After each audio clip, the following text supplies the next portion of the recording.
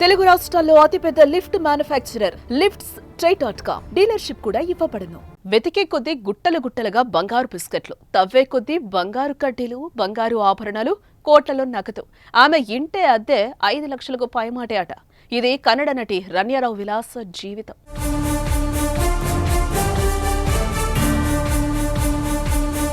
బంగారం అక్రమ రవాణా కేసులో అరెస్టైన కన్నడ నటి రన్యారావు విచారణలో షాకింగ్ విషయాలు వెలుగులోకి వస్తున్నాయి. ఆమె గదిలో దొరికే విలువైన వస్తువులు, బంగారు ఆభరణాలను చూసిన పోలీసులకు దిమ్మ తిరిగినంత పనైపోయింది.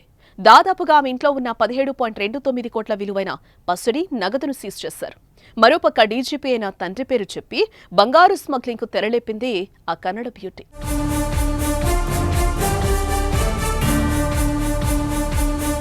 రన్య కర్ణాటకలోని చిక్మంగళూరులో జన్మించింది. కిషోర్ నమిత్ కపూర్ యాక్టింగ్ స్కూల్లో నటనలో మెలకువలు తెలుసుకుంది.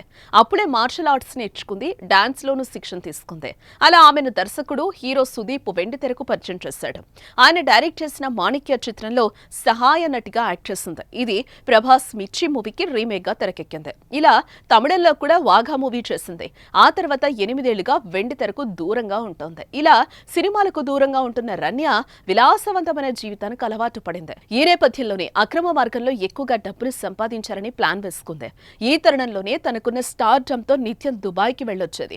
ఇలా వచ్చేటప్పుడు పెద్ద మొత్తంలో బంగారు నగలను ధరించి అక్రమంగా తీసుకొచ్చేది. ఇలా కస్టమ్స్ భద్రతా సిబ్బంది తనిఖీలు చేసే క్రమంలో తన తండ్రి డీజీపీ అంటూ వారికి చెప్పి అక్కడి నుంచి ఎస్కేప్ అయ్యేది.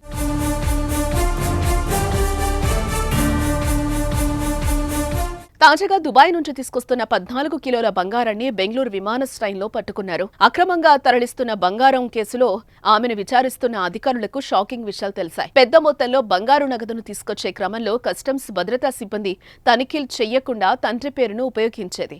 అనధికారికంగా పోలీస్ ఎస్కార్ట్ వాహనంలో ఇంటికి వెళ్లేది.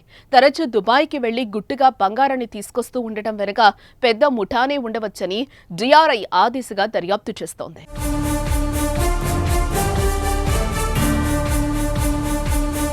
మరోపక్క రన్యారావు అరెస్టు విషయం తెలియడంతో అటు శాండల్వుడ్ లోనే కాకుండా సినీ పరిశ్రమ మొత్తం ఉలికిపడింది ఒక్కసారిగా. ఒక రకంగా చెప్పాలంటే ఈ కేసు ఇప్పుడు కర్ణాటక మొత్తం సంచలనం సృష్టిస్తోందని చెప్పొచ్చు.